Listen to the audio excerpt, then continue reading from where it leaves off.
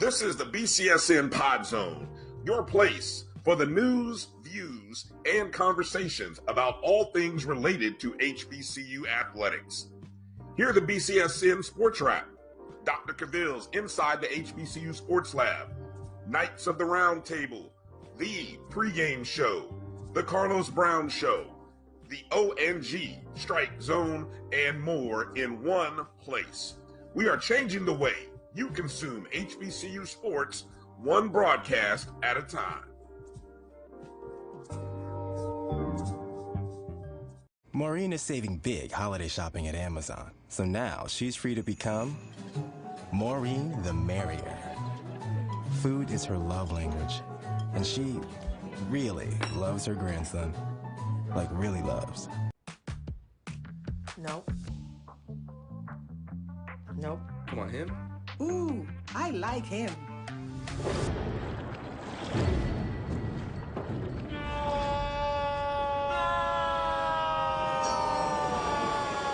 Quick, the quicker picker-upper. Bounty picks up messes quicker, and each sheet is 2 times more absorbent, so you can use less. He's an 8. He's a 9. Bounty, the quicker picker-upper.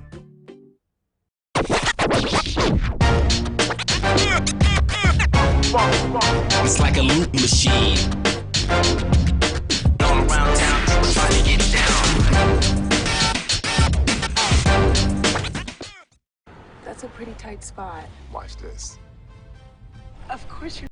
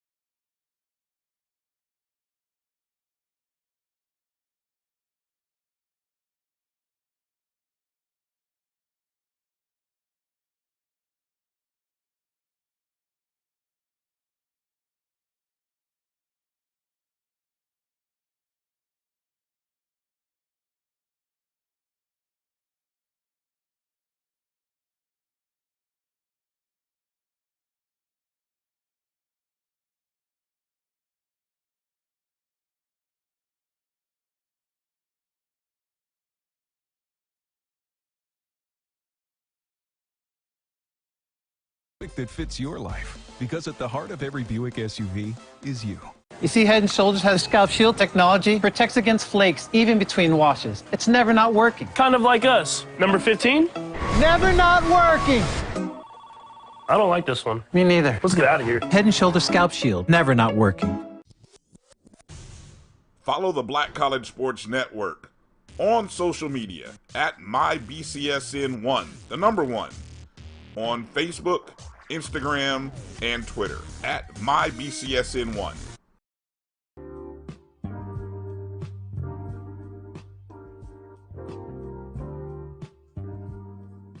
This is the BCSN Pod Zone, your place for the news, views, and conversations about all things related to HBCU athletics. Here are the BCSN SportsWrap, Dr. Cavill's Inside the HBCU Sports Lab, Knights of the Round Table, the pregame show, the Carlos Brown Show, the ONG Strike Zone, and more in one place. We are changing the way you consume HBCU sports, one broadcast at a time. Maureen is saving big holiday shopping at Amazon, so now she's free to become Maureen the Merrier. Food is her love language, and she really loves her grandson. Like, really loves. No.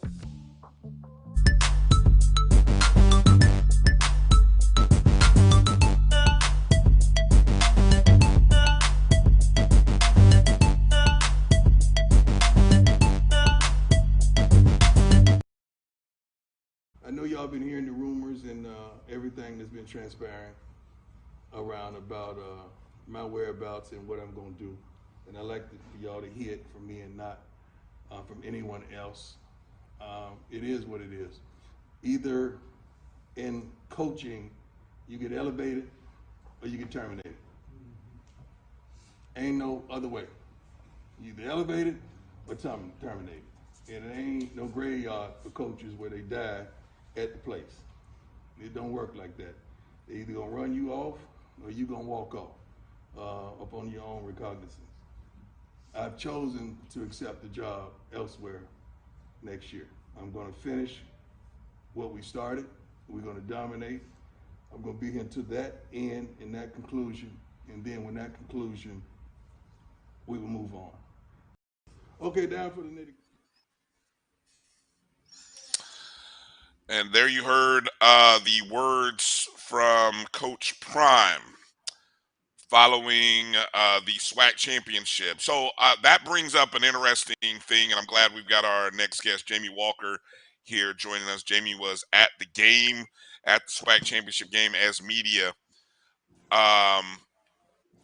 So it's well reported, Jamie, Coach Prime and Jackson State chose to not speak with the media following the game.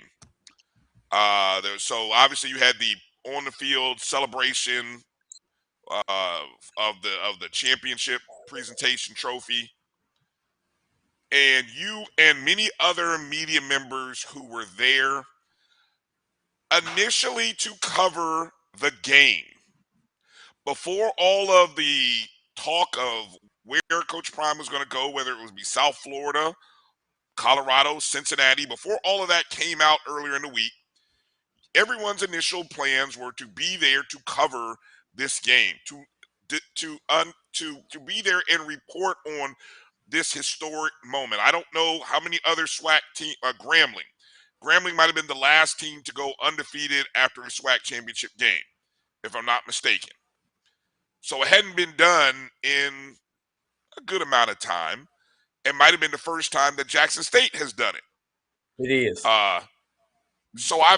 Yes, okay. So thank you. All of that to say, Jamie, what was your reaction?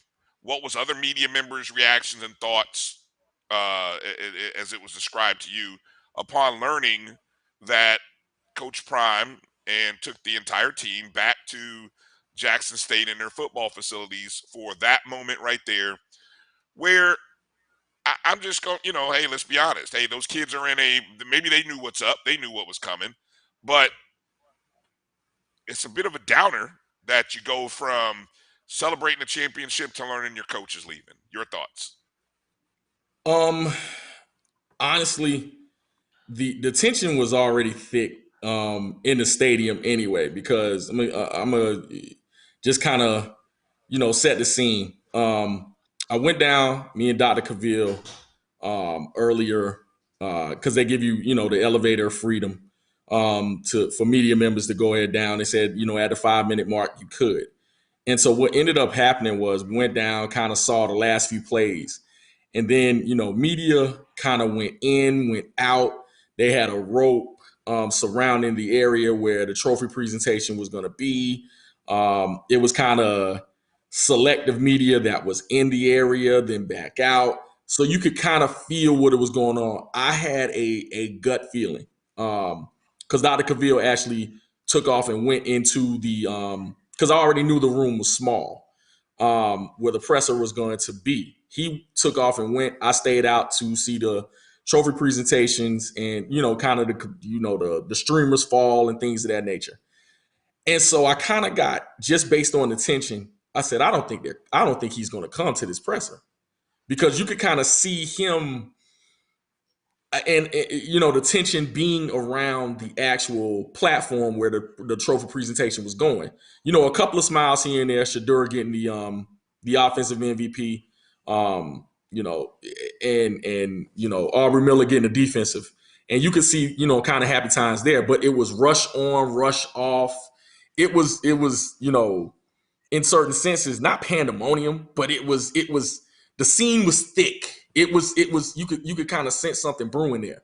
And so when you're talking about just what was going on, I said I don't think he's coming to this presser. And so I said I didn't make it my business to even go to the room because I knew it was already packed. So I said let me stay out here for a little while. And so once I kind of got the word, it was like, yo, they're going back to Jackson State, or they're going back on campus. There's a campus meeting. I said, I guessed right, because you could kind of see what was going on. And give credit to the Jackson State, alums and folks that were out there. They were classy, even though I'd heard, on the trip up, because I drove to Jackson from Atlanta and listened to a few other podcasts. And I can tell you, they were emotional about this thing. They really were. For some deep-seated reasons, as if they lost out to a PWI once again. I could feel it was we're talking athletics, and I always put athletics in its place. Yeah. Once again, I want you to put a pin in that, but keep going with your statement. I want you to put a pin in that and come back to that. Okay. And so, everyone left out of the stadium. When ESPN let Coach Prime speak and he talked about it, there were a few boos in the area. I will tell you, there were a few boos out there at that field. People have their reasons. I'm not going to say whether it's wrong or right. They're entitled to those feelings, and I get it. But it wasn't the pomp and circumstance that you would normally see. I was at the SWAC championship game last year, and on that field where the band was playing, and you could see him being emotional winning that championship. It was a totally different vibe, rightfully so. So it was just different. But he wanted to talk to his team, and I understand that based on the reports and everything. I guess you want to make that statement, and I get it. But media was shocked by him not showing up at that presser. I can tell you that firsthand. I'm shocked now. I really was. I thought it was really bold of him to state it in sort of a matter-of-fact way that I will be coaching in the Celebration Bowl, because I'll tell you what I've observed, and I'm still holding out just my thoughts on that over the next 48 hours, because after I have seen the video of him, and this is where video changes things, and what I mean by that is I'm gonna use what I've heard people say use somebody like Ray Rice, for example. And if we all remember the situation involving him and his then fiance became his wife, how at one point in the discussion when it was described what happened, people were kind of like, "Oh, that doesn't sound very good. He's going to be suspended a number of games." And then when you saw the video, your emotions about the situation changed 180, 1,000% change, right? That dude's career was done. That being said, when I saw the video of Coach Prime going to Colorado for the first time, and then I see his son with a Colorado Buffalo hat on, walking around, he's and it's different emotions. Like I'm watching Shador and I'm thinking he doesn't look happy to be there, probably wishing that he was in Jackson with his teammates. Dion is looking sort of like humble, grateful, almost in awe that, man, look at all of this. Man, we have fought hard to get what to this. what I could do with all this. Small private school in Texas, trying to get to this point in Jackson State, the struggles of building the athletic complex, football complex up, putting new field turf down, all of those struggles and what he walked into. He seemed grateful, humble, all of that. The picture of him with the Colorado Nike hat on. Jackson State alums, fans, y'all okay with Jackson, with Coach Prime still coaching the Celebration Bowl? How's that feel to the players, Shador Sanders going back out, knowing that he's in the portal the day after whatever last game. The next day he's in the portal. Y'all okay with that? I mean, I'm literally, and I say this because, Jamie, the game in the regular season ended on Saturday. The bowl is a bonus. Now, y'all, some people are going to say, "Oh, no, it's the Black College National Championship." It is a bowl game. It is a plus advantage extra game. Shiloh wasn't there. Somebody said, "Where was Shiloh?" Shiloh wasn't there. I didn't see. Hold up. Speaking of portal, and I got a bug on Shiloh, but I want to play this thing about the portal since you brought the portal up, Brian. Well, hold on. No. What I want you to do. Go ahead. You already started it. Go ahead. All right. I got to recue it now. What I want you to do is thinking something is better on the other side in regards to some of you. I would like to have the opportunity to meet with some of you so you don't go and jump in the portal and you die in the portal. I don't want that to happen because some of y'all thinking it's simplistic like that, and it's not.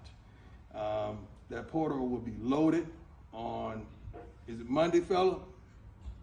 Yeah. Monday. The portal opens, be loaded, and they're gonna call and they're gonna ask, because that's what we've done for some of y'all when we were trying to acquire y'all. We called and we asked your coaches, and when we knew what kind of character, what is it, and I don't want you thinking since you have the Jackson State awards on you that people are just gonna flock to you and they're gonna lace you like that. Now, what I don't want you to do,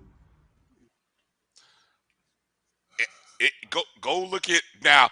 For those of you who haven't seen his first words with Colorado guys, juxtapose all of that.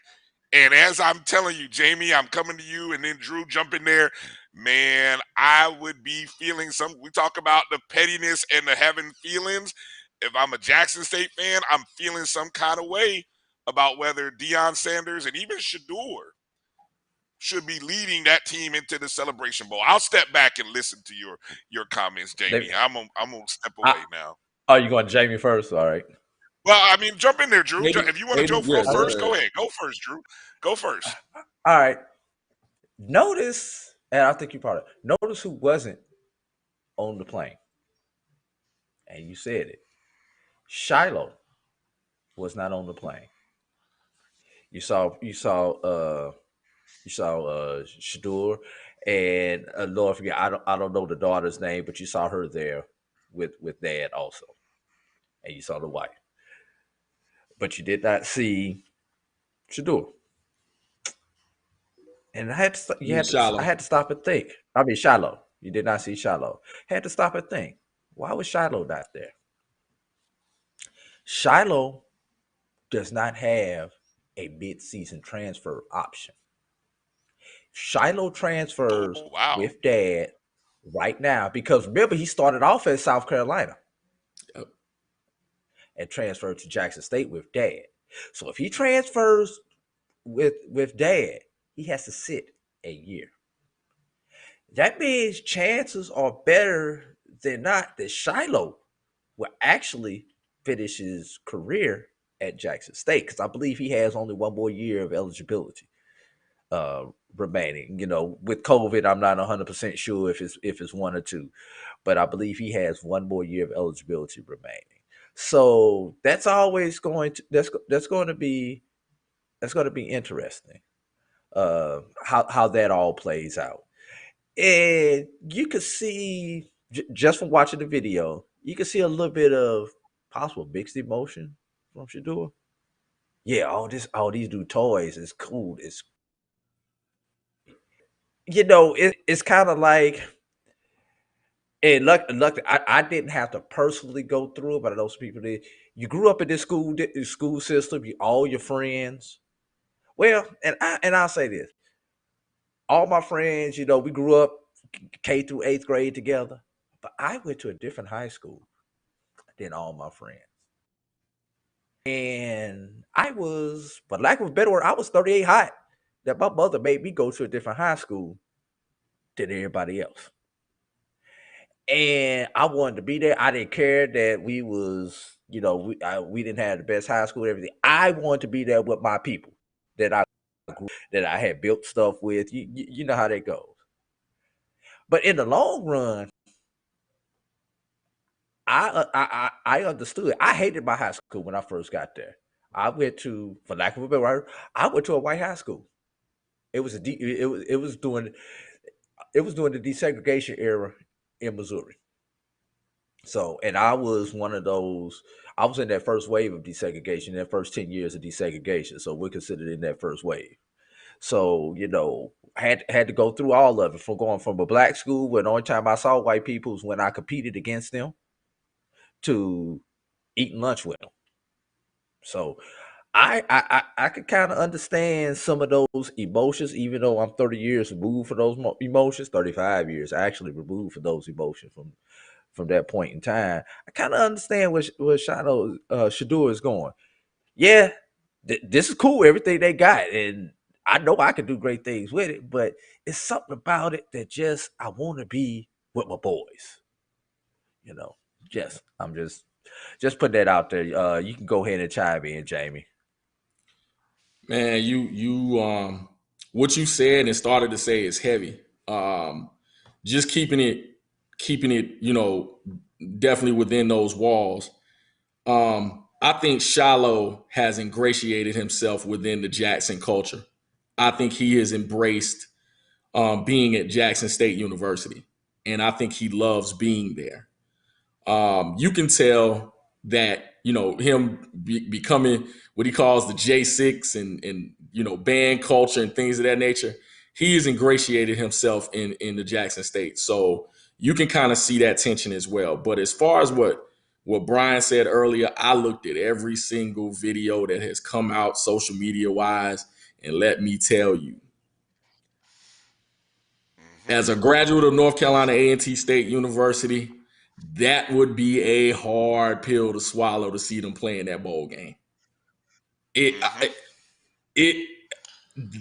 just, from the words that were stated, I'll even go to the stuff on Saturday night when he said you're either elevated or you're fired, basically.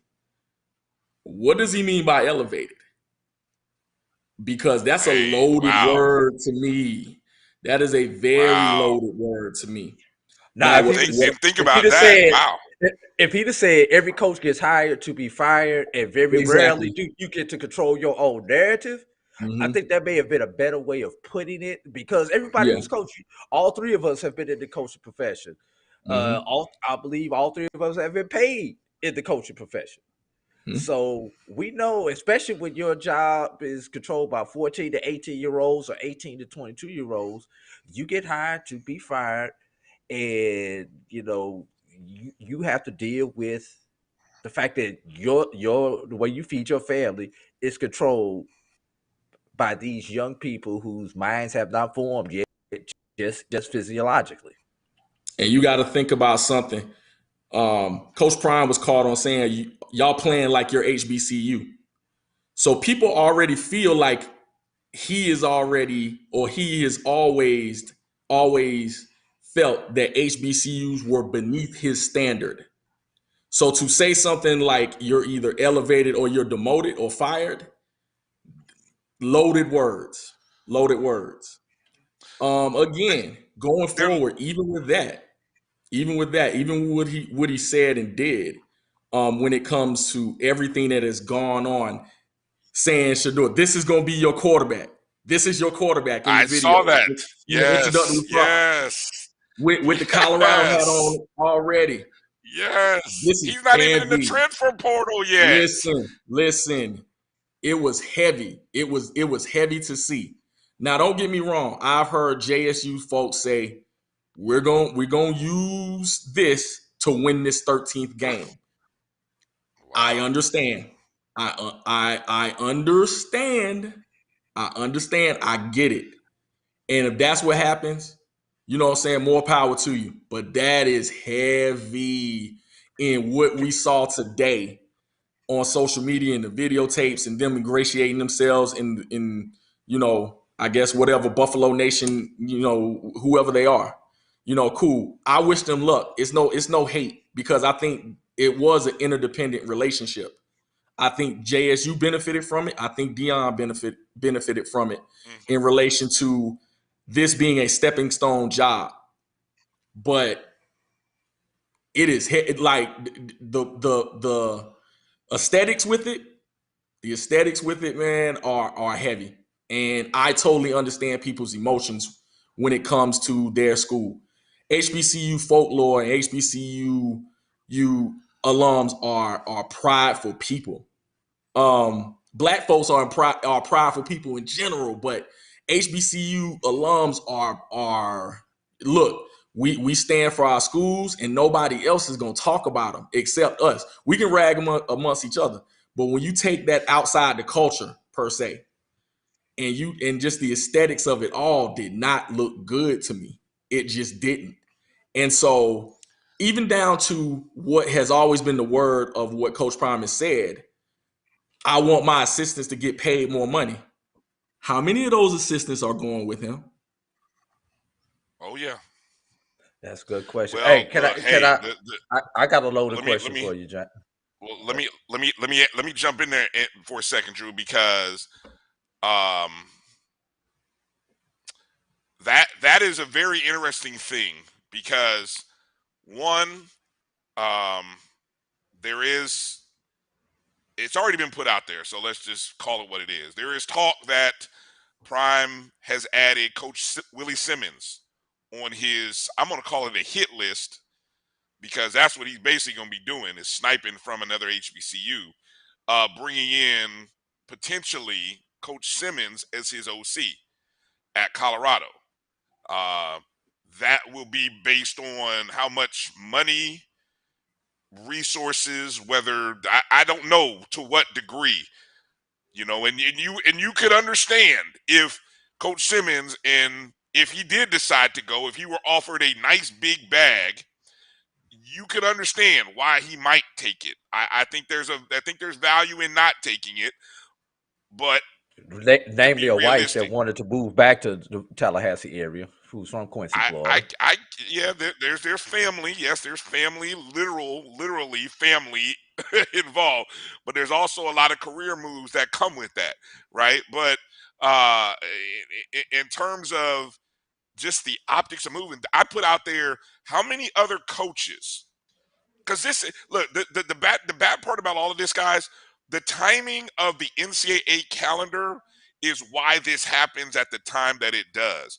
The early signing period is coming up in probably 3 to 4 weeks. So there are and now it is. It's right after the Celebration Bowl. It's the week. It's between Celebration Bowl and Christmas. I believe it's that Tuesday or Wednesday. And right now, in this beginning December 2nd up until the Celebration Bowl is the live contact period, where coaches can actually go visit people's families, go to recruits' house. They can recruit hard right now.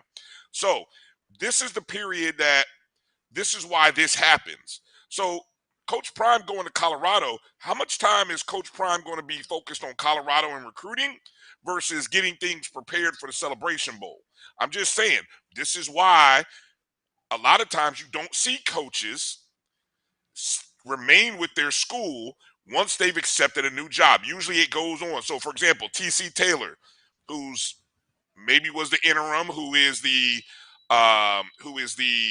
Coach Prime's handpicked successor, although Ashley Robinson put out the statement saying we're going to do a national search, blah, blah, blah, blah. You got to say that kind of stuff, right? So T.C. Taylor would coach the team technically if this were like other schools and situations. And Coach Prime would focus on Colorado. That's what you want to go do. That's what you want to be about. Finish Colorado. Go start Colorado. Now, the reason why he's coming back,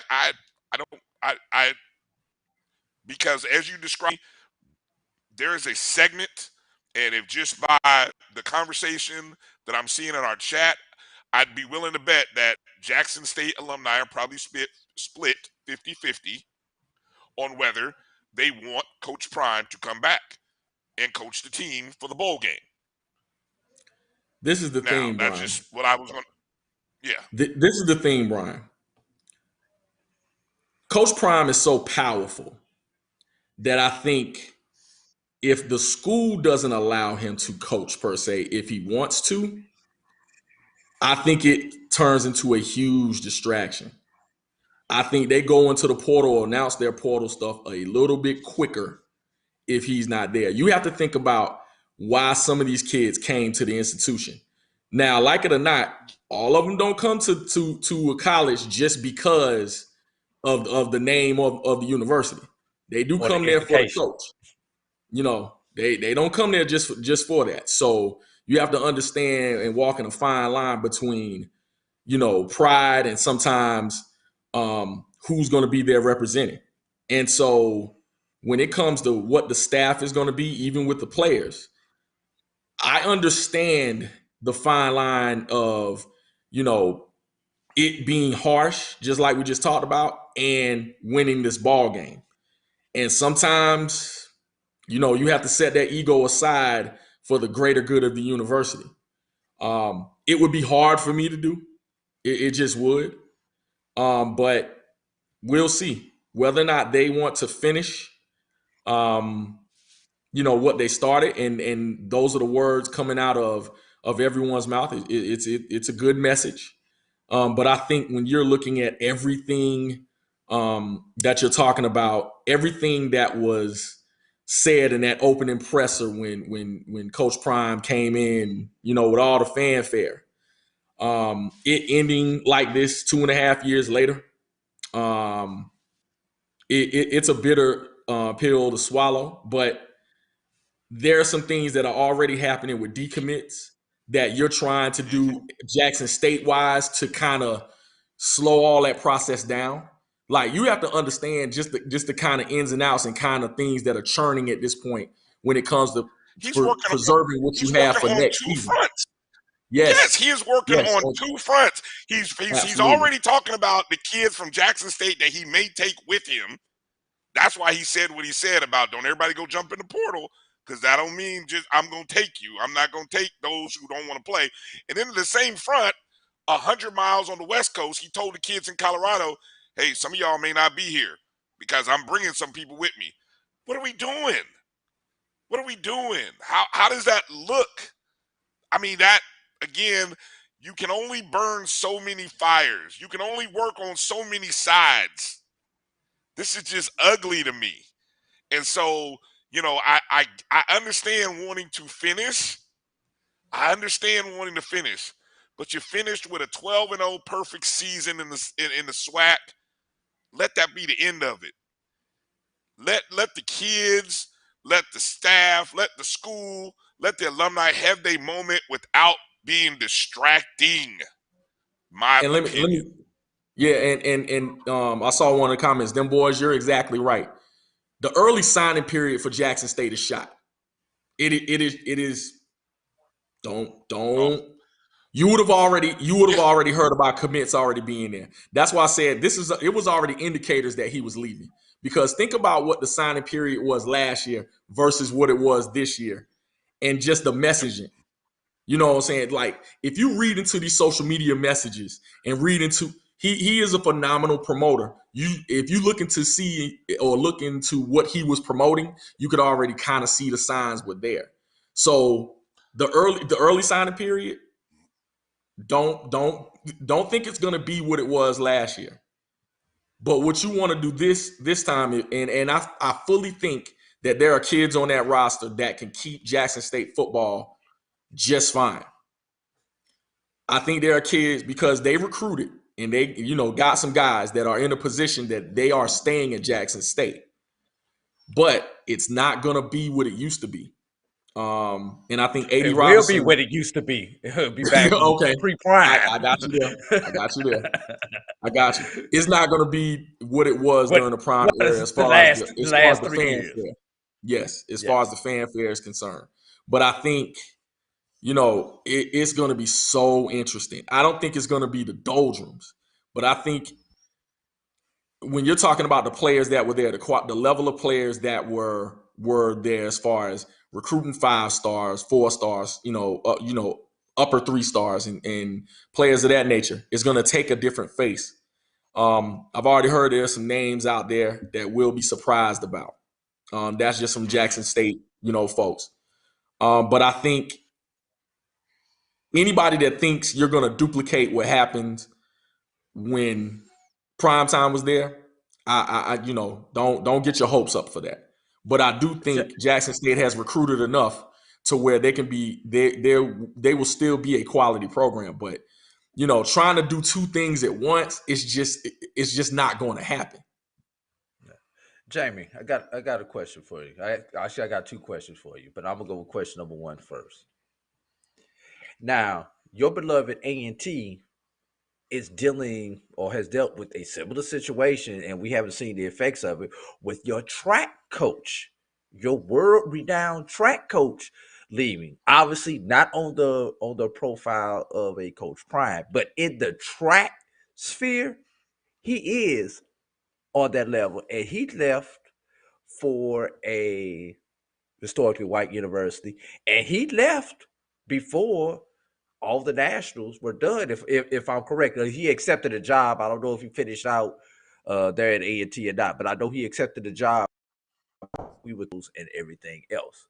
So, from an A&T perspective, kind of walk us through that, and what were some of the things that, as an alum, and some of the other chatter that you were hearing around that with A&T having just gone through this, and we haven't come out on the other side of it yet because we haven't seen A&T track this year.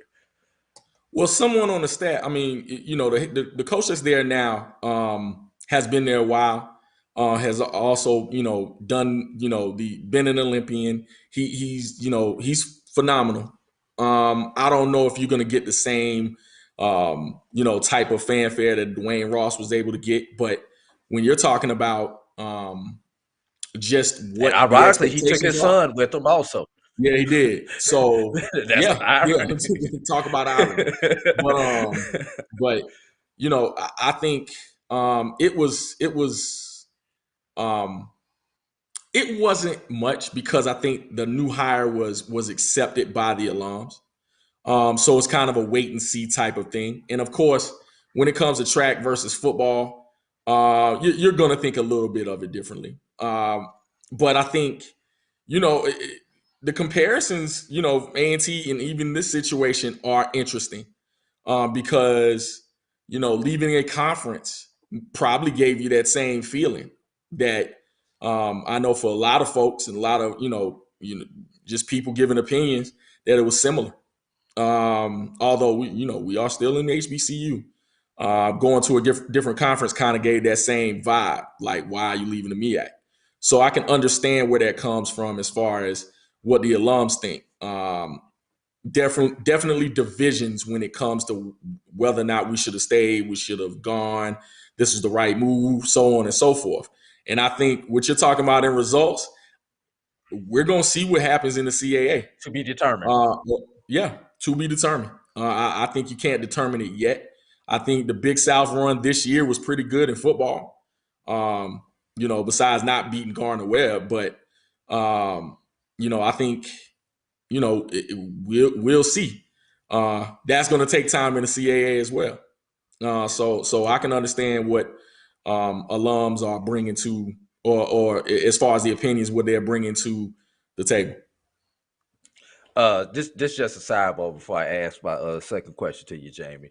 I guess we all forget that Coach Prime played football and baseball for multiple years together. So him not being able to do two things simultaneously for Deion, let's keep this in perspective. Professional, he played professional football, professional baseball at the same time for multiple seasons. Just had to throw that out there. It just came to me during the middle of this conversation.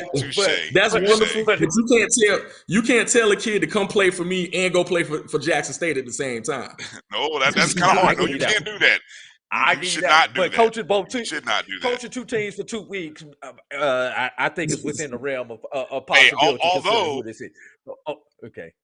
Although, to your point, Jamie, there were stories last year when Brian Kelly left Notre Dame for LSU that he was actually in the home recruiting for Notre Dame, and then maybe the next day was back recruiting for LSU or something to that effect, where within a 24-hour period, he was telling the kid about coming to Notre Dame, and then he said, "Well, I'm moving to LSU now. You might want to come to the SEC." So I'm just, it happens, and people get in their feelings about that. They'll call you slimy and all kinds of things, but that's just the nature of college football. What was your other point that you were going to ask, Drew? All right. I want to flip to the Celebration Bowl itself. We know the BX dominance in the Celebration Bowl specifically. With Coach Prime and as well as they've handled all the distractions and all the outside mess at Jackson State, from the water crisis to the ice storms to the 20 million camera crews that are there, the Good Morning America, the College Game Day, is this the breaking point? But here's the big question. Now, does the SWAC have another damn excuse on why they will lose the Celebration Bowl to the BAC? I don't think you call it an excuse. They will if certain players don't play. Or I'm not worried about Coach Prime coaching as much as I am the players playing. You have to look at the way they're structured. He is a CEO coach. Not saying he's Bobby Bowden back in or Bear Bryant in their latter days. I think he is hands-on with players, but he is a CEO coach, which means his coaches do the majority of the coaching as far as structuring, game planning, and things of that nature. So I think if the players play, no, I don't think there's an excuse. I think they should be worried about North Carolina Central, and that pains me as an Aggie. But North Carolina Central is a good team. Like I don't want anybody to misconstrue what's going on. But listen, Davis Richard and that crew coming in, listen, they are a formidable bunch, and so, yeah. Let me ask this in a different way. If Central wins this game, does it taint it? Because we've seen so many times where the SWAC team, probably of the 6 Celebration Bowls that have been played, I'd probably bet to say the SWAC was probably the favorite in 4 of those. Because even during the A&T run, I really, except for the 12-0 year, I don't know if A&T was the favorite coming into the celebration, coming into the Super Bowl. I know the first time. I don't think they were the first time, and maybe the 12 of those seeds are definitely. But does that taint a possible outcome that sees Central winning the Celebration Bowl? I don't think it taints the outcome if everybody's at full strength. I don't think I'm more player central. Even we was distracted. I knew I was packed. I knew I was going into the portal tomorrow. Or these two coordinators and this position coach who already had the U-Haul at the house as soon as they got back from Atlanta. We was going to Colorado. I'm just giving you some of the excuses, brother. I don't think so. I really don't think so. Only because Jackson State just played a bitter rival in Southern, and they came in there like wildfire, man. Like, now, I mean, don't get me wrong. I think Southern helped them in that effort, especially early on. But I don't think they were distracted by everything that was going on. I think the staff did a good job with that. Can they maintain that going into the Celebration Bowl with basically dual duties? Probably not. It probably won't be the same. But I don't think it's an excuse. It'll just be unfortunate.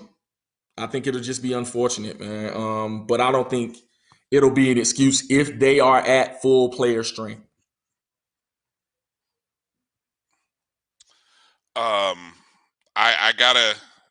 I guess since we were talking about the game, I don't even want to talk about the game because the game was what it was. I mean, when I went back and looked at it again. Well, no, I mean, because I just went back for a minute to just look back at the box score. When I just go back to thinking about 3 turnovers lead to 21 points, you're down 26-0 in the first quarter. And I heard you make the quarterback change, you outscoring 24-17. The better quarterback did not start. Rashard looked like a deer in headlights. I asked it brings on Twitter. Oh, go ahead. Go ahead. Well, I was going to say, did anyone? I didn't hear the post game because again, so much was over clouded with all of the stuff going on with Dion and Coach Prime there. I really, and I guess I have to go deep diving with some Southern blogs and listen to some Southern podcasts about why Dooley, as I heard on Dr. Gaville's show this morning, why he was so stubborn in his reasonings for playing the quarterback that he played and not going to McDowell. I don't know. I could throw an answer out to that. I could throw it out. Sure. Of all the quarterbacks in the quarterback room, that's the only Rashard McKay is the only quarterback that he brought in. So the stubbornness that we have as coaches, he didn't bring in them other quarterbacks. They were already there. The one he brought in is the one that he couldn't win with. Correct me if I'm wrong, Jamie. Man, I mean, and I said this on Twitter, and I think during the post-game presser, I was listening to the tape, and someone asked whether or not they thought they should have started McDowell afterwards, and Coach Dooley said no. And my question is, what did Bubba McDowell do to him? Like what happened? Did he talk about his daughter? Did he talk about his wife? I mean, what did he do? and you can be as loyal as you want to, but you can also get fired while being loyal as well. Now I know he has some security, just coming to the school, and I get that, but it's amazing because you can't have too many more situations like that. And the crazy part about it is he went back to McCray after Blood fumbled. He didn't even go to the next quarterback. He went back to the original, which it's amazing.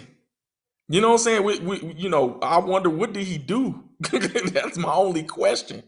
But in this upcoming game, I mean, and going forward, we'll see what Southern does because I think they have a good nucleus. I think they'll be fine going forward in the SWAC. but it was just amazing to see what was going on. And I had some, a Southern, I think whoever the local paper was beside me, and I think it was another Southern blogger behind me as well. And they just kept shaking their heads like, what's going on? Why? What are they doing? Put Bubba in the game. And so, I think it's some head scratching going on right now too. So I'm not sure as of why. I don't have a clear answer. Just in case anyone wanted to know, the Jackson State Tigers, as they are constructed today, are favored by about 10.5 points over North Carolina Central, according to MasseyRatings.com. No official lines have come out, but a lot of times at the FCS level, they kind of start with the computer numbers before they start putting out lines. Again, if it were on the table now, like if that was the line that was out, I'd be plus 10.5 on North Carolina Central. Central I'm like, point. Hey, look, I took Southern plus the 20.5. They covered. It was ugly, but they covered. It was ugly. Thank God for Bubba McDowell. Thank God he came in when he did, because Dooley was about to cost people some money. You almost had the bubble guts. And Daryl in the comments, I don't know, man. He might have. I'll just keep it there. Oh, I didn't see it. Okay. I'm only going to presume what he said. Yeah, you had to say it. Okay, I wanna two final thoughts here, guys, before we kind of shut it down for tonight. I just saw it. I'm sorry. You just saw it. Okay, you have to tell me offline later if I see a cycle back. You just have to go back to the comments. Yeah, I'll check it out. Okay, two thoughts here that I want to conclude with, and one of them is an article that I came across from out of Deadspin, and I don't know if you read it. I tweeted it out earlier. An article by Karan Phillips. Yeah, I read it. Pulling out a blowtorch. I mean, and look, I know people get sensitive about language, and the head sometimes. Well, okay, so the headline reads, for those who haven't read it, Deion Sanders' pimping of Jackson State and HBCU culture is finally over. Subline, it's time to admit Coach Prime was always in it for himself. Okay. Now, I'm only going to come through a couple of points here that kind of caught me, because trust me, when you read the headline, I'm like, whoa. And then I had to go through reading, and there's some points in this that I have heard other people make, and it's head scratching, and it makes you say, okay.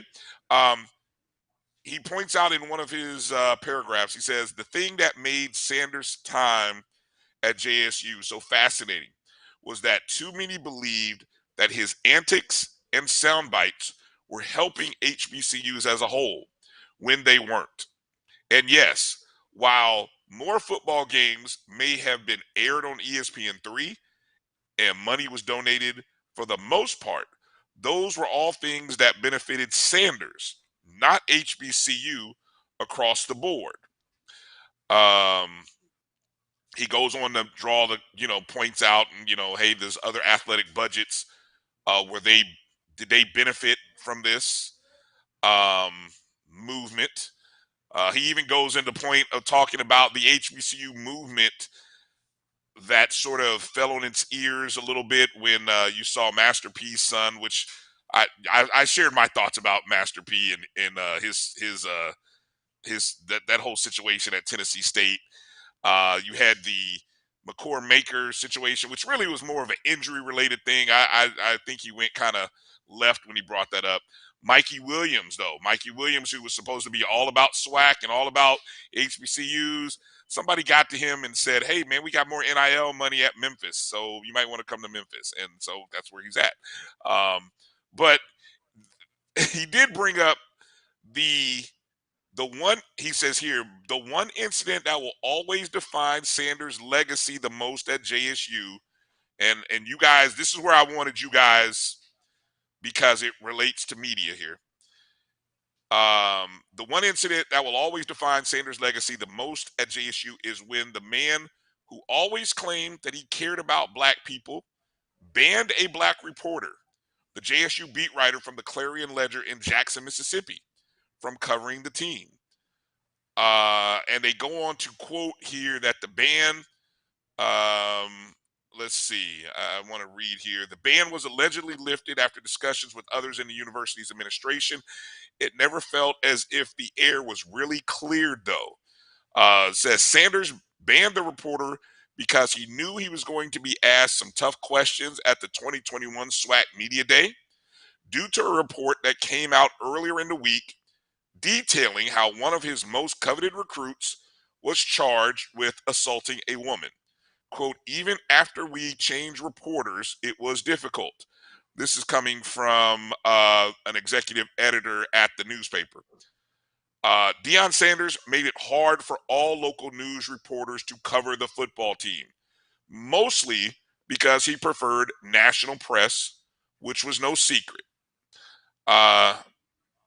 So obviously you guys can go to deadspin.com, or you can find Karan Phillips on Twitter. He's very visible. And you can read his thoughts in whole. But let me go to you, Drew and Jamie. And as you hear those comments, your thoughts are what? And you read the article, right, Jamie? I did. Drew, I don't know. Did you get a chance to read it? I didn't read it all the way through. I don't think I got that far in the article. Okay. So let me go. I'll go Jamie first. Jamie's thoughts, and then Drew, if you want to add in anything, jump in there. What are your thoughts, Jamie? I think first let me give some context to that piece. Mr. Phillips has never liked Coach Prime. If you follow some other pieces, he has never been in favor of this. He's a Morehouse grad, so he's of the culture, and so he understands what they are. But he has been one of the more critical people when it comes to Coach Prime being at Jackson State, even going back to his days at Prime Prep Academy, which he refers to a lot of the times when it comes to addressing Coach Prime. But I'll say this about the piece. Pimping is probably a little too strong for this, because I do think, and I said it earlier, I think it's an interdependent relationship that Jackson State had with Coach Prime. I think for people, especially listening to a lot of the blogs when it comes to Jackson State, that people that cover Jackson State, they felt they were sold the world, and there was not enough done, or he didn't finish everything out, and he wasn't, and he was disingenuous with his message a lot of the time. But going back to the piece, I think, Mr. Phillips brings up some good points in Coach Prime trying to control the narrative. And you could see that last night without him taking questions and him addressing his team, and really controlling the narrative as far as why he's doing what he's doing. Yes, there's always been black athletes at power. Well, not always, but in this modern era, black athletes at Power 5 institutions. And yes, he'll still be working with black athletes. But it is not the same as a historically black college and university. It's just not. Those structures are different. And so when it comes to what he said, I don't think it's pimping. I'll stop short of saying that. But I think there's a certain feeling in, like I heard someone say last night, had you not been so, let me back up. When you start, I'm not going to ever say what God told them. That's not my ministry to talk about when it comes to that. But when you use religion in the South, that brings about some feelings that that hit in a place, that hit in a certain spot. And when you use that initially, people gonna get asked the question: Would the God tell you to go to Boulder? You know, does God consider your job finished at Jackson State? You know, so you know, let's not play patty cake here. There's some people that are genuinely hurt by this, and I started saying it earlier when it came to. I heard someone and I understand emotions, and I try to separate the emotion from the facts. But someone literally said, it's like someone on my job, I've worked hard and done this, and somebody came and just snatched this person that was helping me all over again. They always win. They always win. And I did not realize it invoked that kind of emotion out of people. I did not realize that. I just didn't. I had no idea. And so when it came to coming back to the article, what I believe about it is I think there's some, you know, bias toward, you know, Coach Prime already by the author. But I do think everyone does not believe or did not believe that Deion was about helping as much as he led on to, and more so about using this as a stepping stone for a Power 5 job.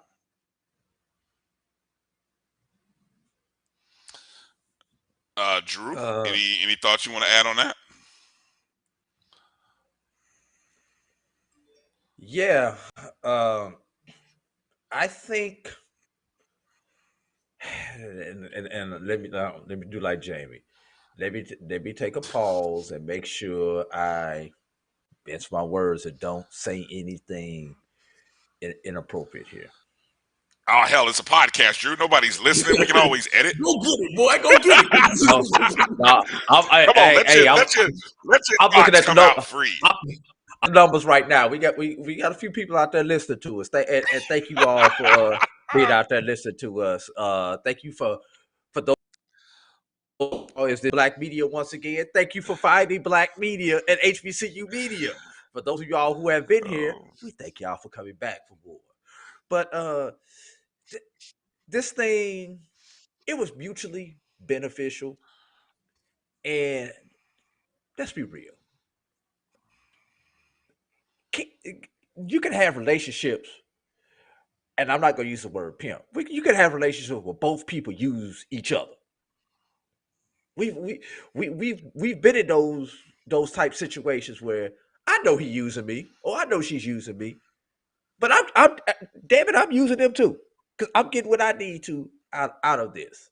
You know, first of all, there was an HBCU that allowed Coach Prime to do whatever there for a semester or two so he can finish his degree. That being Talladega. So y'all can say what y'all want to. We got an HBCU grad coaching at Colorado because his degree does not say Florida State. It says Talladega College for whatever that's worth to you guys out there. Great point. And if it wasn't for Talladega, he's donating. Yeah, and if it wasn't for Talladega, there is no Prime at Jackson State. So let's take it all the way back there. That's number one. Number two,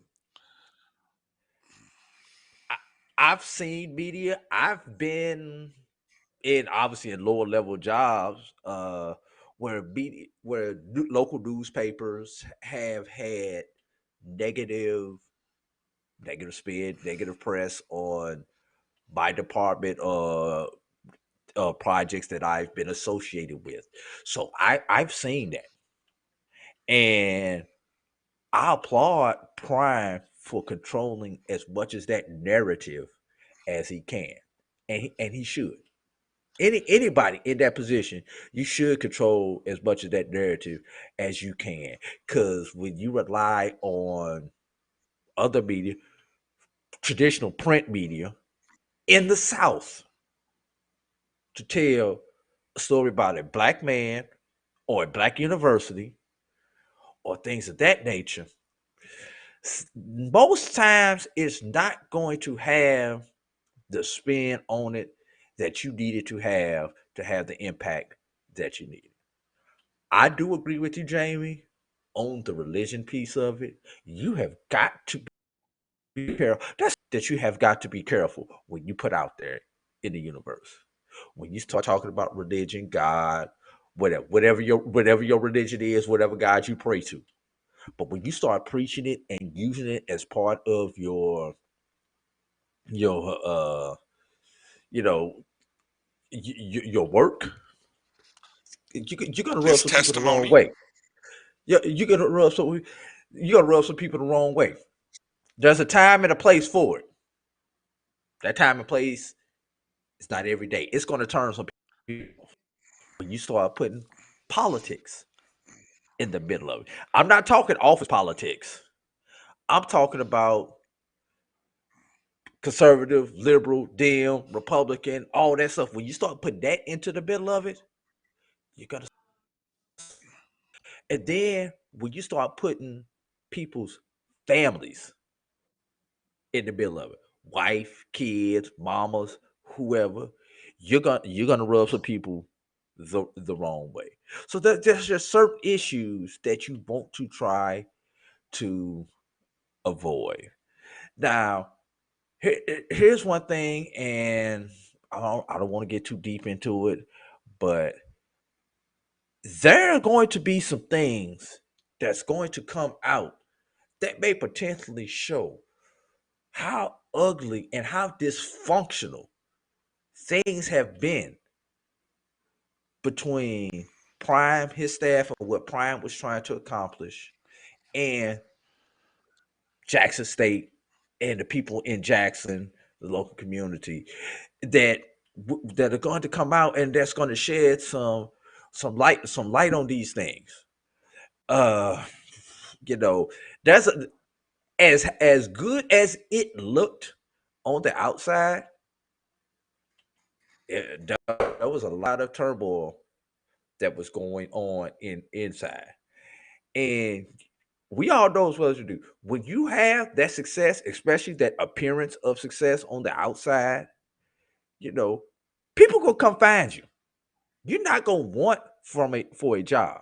Now, if things could have gotten better, things may have been better between Jackson State and Prime. This may have been able to go on for another year or two. But when you do what you're supposed to do, people gonna come after you. Jackson State people. That is a good thing that people want to come after you. Hey, if ain't nobody looking at my wife or my girlfriend, I got problems. Damn, did I marry the beast? You want people to take a look at your wife or your girlfriend. I mean, I would just be and for you women out there, for your husband, you want people to take a look at them. I didn't say gloat over them, but you want people to take a glance at them. I'm Might just have to being save him real. here, Jamie. Might have to save him here. No, Might have to because the way Jackson, he saved me earlier in the show. I mean, may have to save him here. Go ahead, Drew. Am I Come too on, far to the Wop, left? Am I before too the far to the internet left? cuts itself off. The Am I too internet far to might the cut left? itself off, Drew, if you go too far. All Go right, ahead, keep going. but seriously though, when you do as good of a job, I mean, the band's got over 800 win percentage at Jackson State. The band has went and for the last 2 seasons in the SWAC. He's got 2 consecutive SWAC championships, 2 consecutive Celebration Bowl appearances. The resume speaks for itself. In addition to all the other perks that he's gonna bring. Are you not surprised that somebody came after him? I'd almost be ashamed if nobody did come after him. Yes. No, and I got to get this out. For all y'all who don't think an FCS job is a stepping stone job, I don't know what level of football you've been watching. I don't care if it's HBCU or not HBCU. An FCS job is a stepping stone job. A group of 5 job is a stepping stone job. There are some Power 5 schools. Their job is a stepping stone job. So don't just say he used it as a stepping stone job. Hell, all of them use it as a stepping stone job. We didn't talk last week about Coach G leaving Albany State and going to Charleston Southern, but Albany State was a stepping stone job for Coach G going to Charleston Southern. We didn't talk about Coach Quinn last year leaving Savannah State to go to a school in West Virginia as a coordinator. He didn't even go as a head coach. But we didn't talk about that. But we talking about this black man who's one of how many black men coaching at a Power 5 school, Brad? Did we come up with the number? Oh, I'll get to that. I got a list. I'll give you the list in just a moment. Yeah. Less than a dozen. How many black coaches are there in all of FBS? How many? Less than a dozen. Less than a dozen. How many of these schools came? Wait a minute. We had at least 2 black people fired this year. How many of them interviewed other black people for those jobs? Let me take that back. How many of them interviewed or had people on their candidate list not named Deion Prime Sanders? So we need to be thankful for this brother going up here. Whether you like him, whether you don't like him, he still looked like us. While he was with us, he had some of our best interests at hand. I ain't gonna say all of them because nobody always has 100%, but he had some of our best interests in hand, and he did a lot for Jackson State in the time that we was there. Let's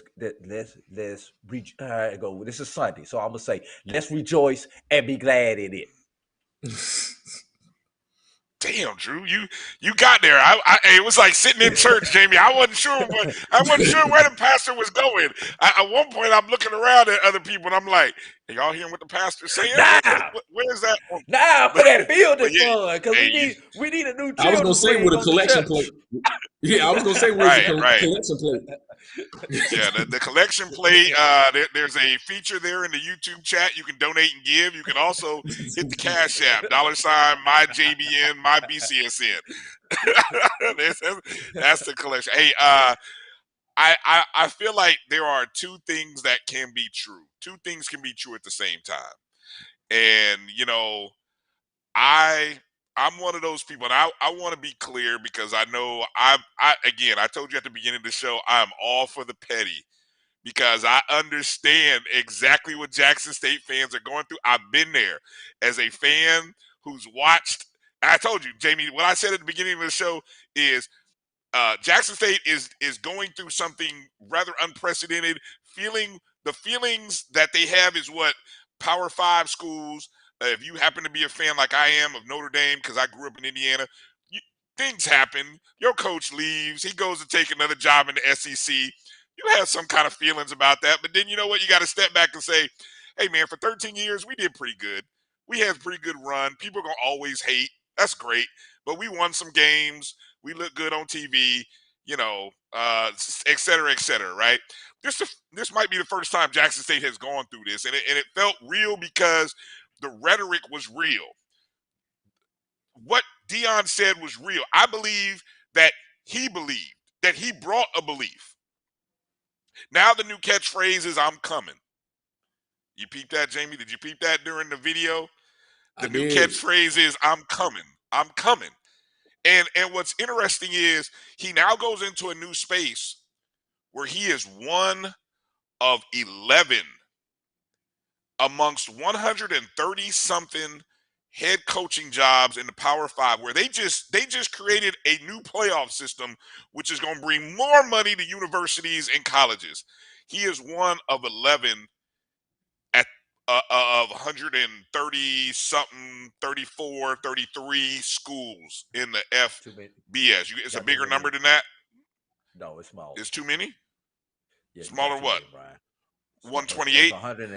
I think it's 131. It's 131 or 132. FCS. I said 132. FCS and on one FBS are off by 1. By 1. So okay, so let's just say 130 something. Okay, 11. Now he is including Notre Dame. When you say the Power 5s plus Notre Dame, the Power 5 conferences, he is one of 6. One of 6. So he is there. So I don't know why he didn't take USF. USF's not in the Power 5 conference. I don't know. It'll be interesting to hear why he didn't take USF job. Why he didn't take the Cincinnati job, I don't know. But for whatever reason, he saw something in Colorado that made him want to take that job. And you know what? Good for him. I'm going to always root for the brothers in these coaching positions, because this year there were 4. Let me see. I got it right here. The number of coaches who moved and retired. There were 4. 3 were fired. 1 resigned. Herm Edwards, Carl Durrell, who previously was at Colorado, Willie Taggart, all fired. David Shaw resigned. Right? There was 1 assistant coordinator who became the head coach at Virginia. There was 1 assistant at Temple who became the coach, or previously he was at Texas, who became the coach at Temple. Okay? So he's in a place, in a space now to continue to impact young African-American men who make up 70% of the, dare I say, workforce, or let's just say the team, rather, excuse me. And you had it right. You had it right the first time. Okay, all right. And so look, as much as it was great for him to bring some impact into the HBCU space, maybe he showed us some things that we need to do better, which we've all talked about in many places and spaces. And you know what? Now it's time for him to make an impact elsewhere. And so that's when I say 2 things can be right. I think 2 things can be right when it comes to thinking about Coach Prime and coming to think about him. So that's all I have on that. What was you wanted to add something in there, Drew? Oh, there are 131 FBS teams. There are 130 FCS. I knew they were off by 1. Couldn't remember which way it was. So 131 FBS teams. That equates, Brian, to 8.4%. Wow. Okay. Let's get ready to pack it up and get out of here, because there's other conversations that we could have at another time. But I think we've chewed on a lot today. Jamie, any final thoughts as we get ready to close the door and pick up our stuff and go home? Yeah, I just want to emphasize that it's definitely an interdependent relationship between the university and Coach Prime, and I'm in favor of anyone financially, if they feel like they want to take the money and and go do some other things. Hey, if you feel it's beneficial for you and your family, no one can ever knock that. But I think the genuineness of people when it comes to our institutions, have to be there. And I think he genuinely wanted to improve Jackson State University, and I think he did. I think there are some things going forward that that they'll continue to be benefiting from based on his presence. So I think they'll be fine. But I also have been around this fan base and in this space and know they are proud people and they are resilient. And so they'll be fine. They'll be fine. The earth is not going to crumble because Coach Prime moved on. Well said, Jamie. Drew, what are your final thoughts here? And I am going completely off of the subject that we have been talking on with this one, but something that fascinating surprise. Something but something that got lost in the shuffle of everything that happened on Friday with the tragedy at Jackson State University. Shout out to sympathy to those involved in the tragic incident on the campus of Jackson State. It's unfortunate that during this time of the year, where death is never good, but especially during this time of the year, so close to the holidays. But a story that has gotten lost now, and you can go to d2football.com and read what I posted on it, is the SIAC going to a 4-4-2 scheduling model.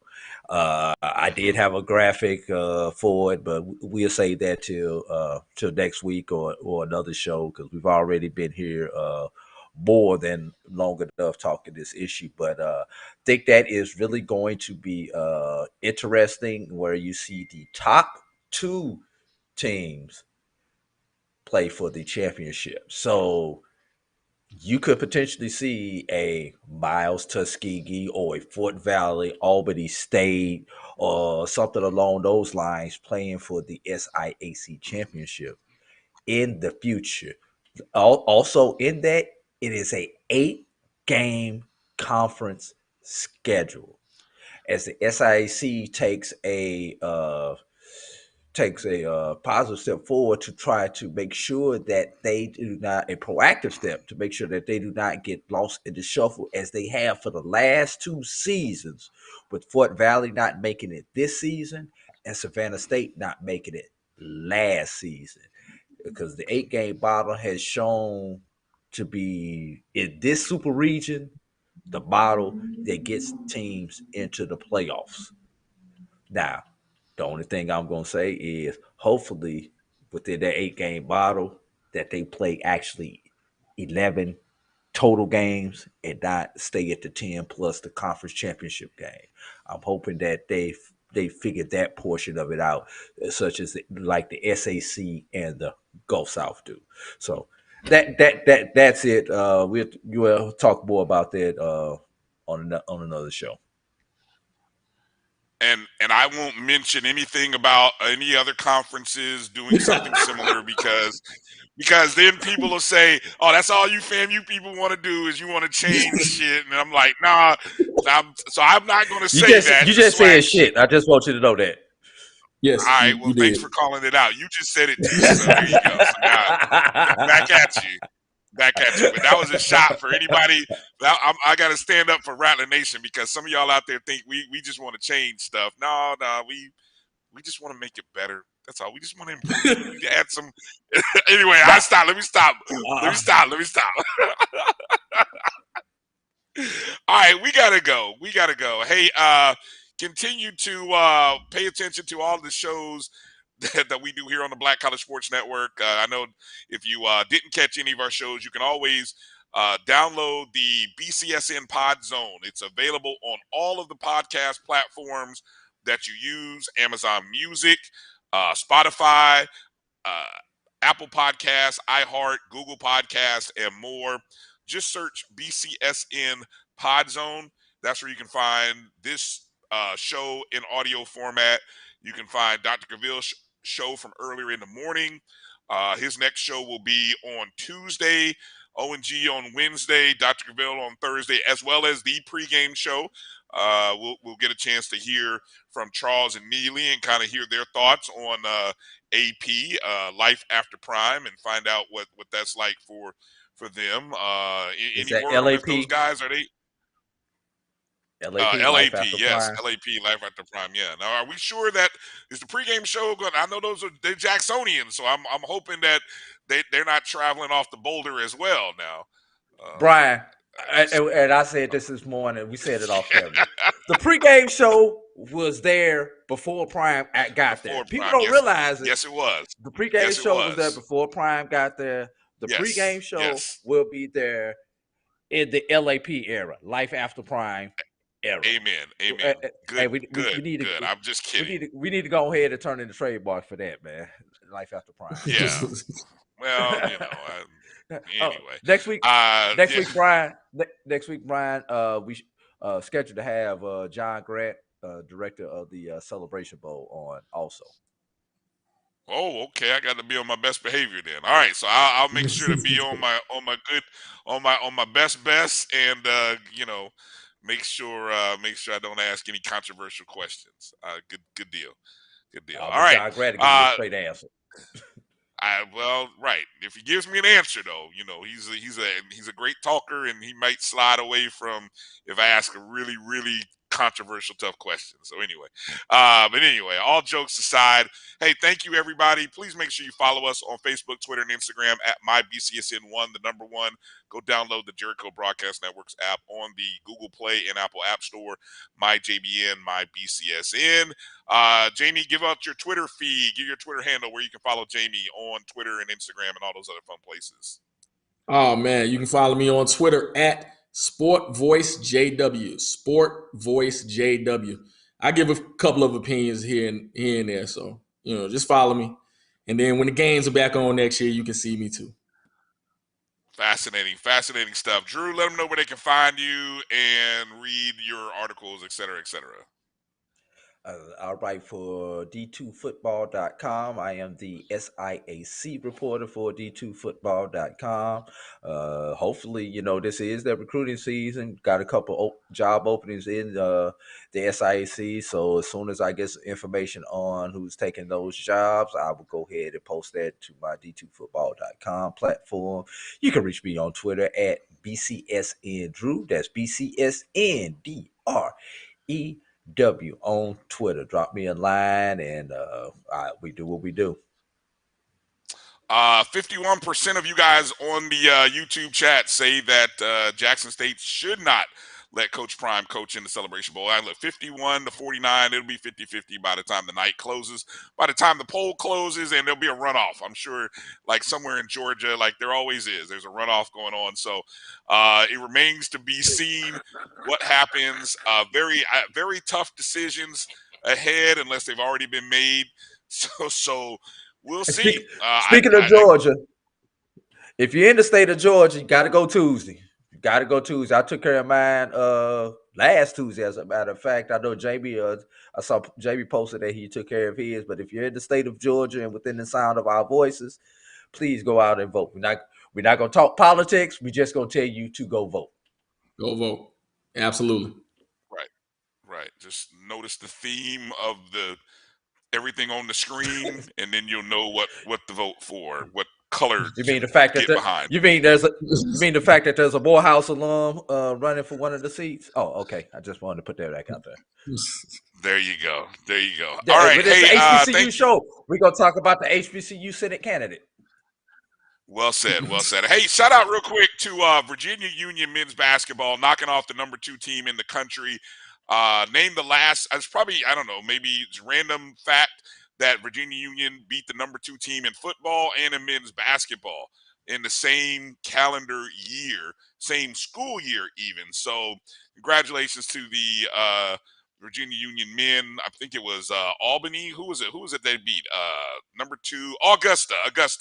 That's who it was. They beat them. And then shout out to Norfolk State's women, 9-1 record. Doing the damn thing. I don't know. Did Jackson State's women win the other day? They played today or Saturday. Any idea? Anybody know offhand? Israel Carey. Come on, psychedelic literature. You guys are JSU guys. Did the women win or not? Come on, quickly in the chats. Hurry up before the show ends. Did JSU's women win? I don't even know if they're still. But anyway, they were power rated number 17 in the country. Literally, RPI 17, top 20. So they ended up winning. And yes, hey, Dr. Cavill, shout out to all the alpha men out there on your Founders Day. Happy Founders Day to the Ice Cold Brothers of Alpha Phi Alpha Fraternity Incorporated. So shout out to you guys, and thank you for all the service and all that you do in your communities and on campuses across the country.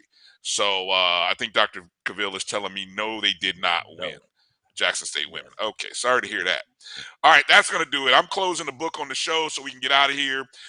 For Kelvin Carter, who joined us earlier, for Jamie Walker, and for AD Drew, I'm Bryan Fulford. Thanks for watching the BCSN Sports Wrap. You guys be safe, be smart, and enjoy the holiday season for as long as you can. Peace out. Well, holla.